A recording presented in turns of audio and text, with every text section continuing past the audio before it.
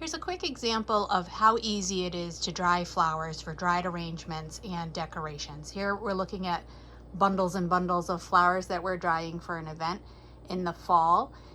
There are a collection of things like straw flower, several varieties of celosia, and celosia comes in all sorts of different forms and colors, from this coxcomb to these kind of shaggier colored varieties. There's really a lot to offer in that family.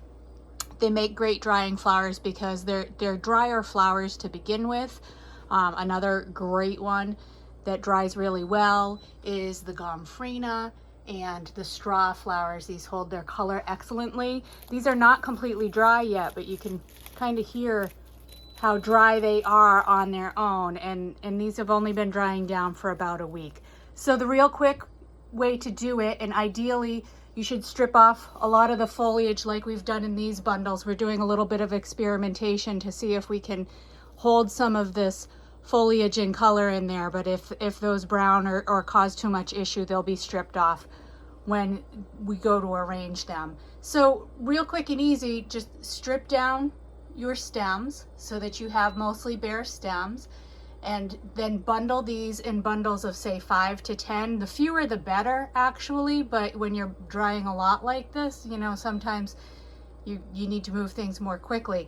But this is it. Then dry them upside down. The upside down's the real key, and the reason that's the key is because it keeps everything straight and drying. If we were to have this, you know, in a vase or standing up and try and dry it that way, what happens is your heads will bend and they'll be very weak, and you just, you know, they won't stand up and they won't look nice in your arrangements.